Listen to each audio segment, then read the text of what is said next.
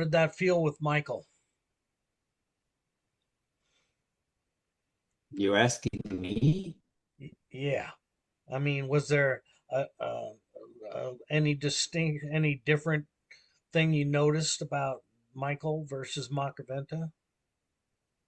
Oh yes. Michael's energy is um,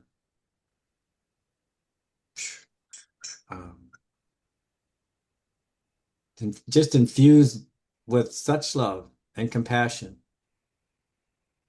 and mercy. He is a mercy dominated being, and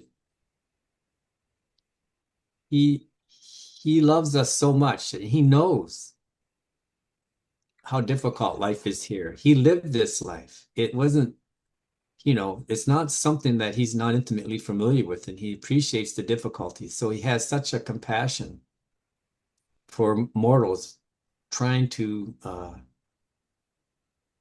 awaken spiritually in a world that's been so bereft of any real spiritual resources for such a long time. So he is, the master of faith, and he responds to the slightest flicker of faith in any mortal with love and incredible mercy, forgiveness. He just doesn't judge anybody. Heck, it can even make you cry. It can't. But those are tears of joy. Yes, yes, they Absolutely. are. They are. And when you embrace the relationship, it can be overwhelming feeling. You like of the love just coming through is crazy, huh? Well, it for me, um, it's an incredible uh, feeling of just certainty. So I have no doubts that I am loved unconditionally, and that this relationship is just beginning, and will go on forever. And so it's a great peace of mind in a world that's so much turmoil, to know that no matter what happens, nothing can threaten my life. I mean, my physical life, but not my life. So it's a great sense of solace and comfort.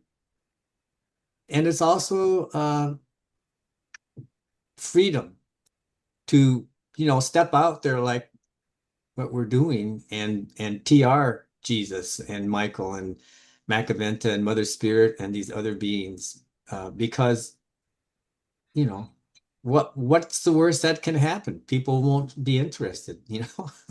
But it just allows you to have that courage to do something when you feel that love. It's inspiring, to just take those steps of faith and not worry about the consequence. Right. And like was said by Michael just a minute ago, um, there's also attendant, at least in my experience, the experience of wanting that cup overflowing kind of sensation, wanting to share what the love that you have come to know, the relationship that you have come to feel, because it's so good. You want to share it with others so that they can feel some of that too, and that's always a motivating factor, isn't it?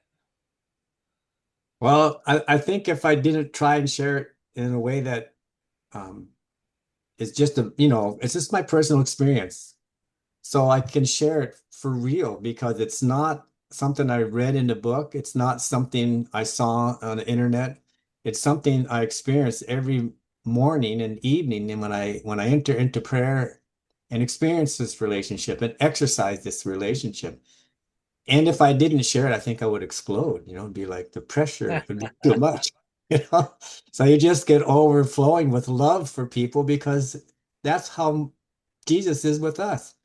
He overflows with love for us, and he wants you to drink deeply of this cup. But it's a two-edged sword. You get given, but then there's an expectation that you also are going to then become a giver of this love, a conduit of this love, and pass it on to those around you, to those who are seeking, because you receive so much truth that you become like a truth giver. So when you meet a truth seeker, you just can't help but respond because um, it's not a secret really, but you know that there's a real answer to people's spiritual questions and angst, and wondering when they feel that the traditional institutional uh, avenues of religion are not filling that need completely. There's something more. Well, I'm here to tell you there is something more. There's something a lot more. And it's worth, like Jesus said, seeking within, because that's where spirit resides and that's where the connection can be made. And once you make that connection, all bets are off. There are no limitations except your own faith, as to what that can be. Yes. Well, that's wonderful. Um, I'd like to get personal, um, your personal slant on that, because everybody has their reaction to how it makes them feel, what the results are of that. And I certainly agree with the grand kind of peace of mind that comes with that relationship, all of a sudden, you're saved, you know you're not in jeopardy of not surviving, you know and so therefore you look at life like, oh, okay, so I'm going to survive and I'm going to have this relationship with Michael, for a long time, and whatever happens and comes before me doesn't jeopardize that, you know does it's not going to be a problem for that long-term relationship. um, and it helps you take things a little bit less seriously out there about survival in general. It's kind of assured once we know it. You know. Well, it makes sense of a lot of Jesus's teachings. And when he said, be in the world, but not of the world, he what that means to me now is that he wants this spiritual relationship with me, and he wants my attention on spiritual matters. And all the materialism that is in this world, that is our culture right now, this trying to fill this hole in your heart with material things, and it just doesn't work. Well, he's the answer to that. And so now, if just the whole focus of our culture on more and more and more never is enough, it doesn't bother me anymore. It doesn't even concern me anymore. I have more than enough of a material stuff that to be happy. Happiness does not come from material things. It comes from this living relationship with spirit, with Jesus, with Father, with Mother Spirit, and then with the children of spirit.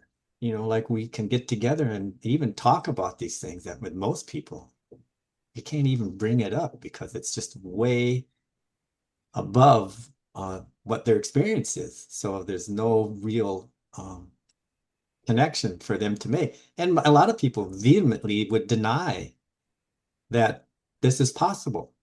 And it breaks my heart, but they don't even want to hear it. They don't want to talk about it. They don't, and then they look at me like I'm some crazy person. So I have to be careful how excited I get sometimes talking to people because, you just have to be wise when to know to share and when not to. But love is always appropriate. They don't have to know why I love them or whatever. Most people can respond to that, and that's good enough for me. It's great. They have their own relationship with spirit. What they don't get in this lifetime, they'll have an opportunity to have another opportunity to get. But right now, it's important to find enough people on this world that do get it, because this world is. So I'll use the analogy of a birth of a baby. It's in the birth canal. You know, The cervix is dilated. We can see the head. Now it's about, I need a couple more good pushes, and boom. So that's the role that we're playing here. We're kind of helping, push, push. Fuck you. Don't tell me when to, your wife can say that. Don't tell me to push, as I've experienced. But you know, it's part of this process. There has to be some people helping this birth, not a lot, not like billions, but a certain number of us have to respond and see it this way and kind of massage the belly, kind of, rub the shoulders, kind of, just be there for support while this incredible process is taking place. We're incredibly lucky to be here at this time, I feel, because there's so much opportunity to experience the growth of your faith.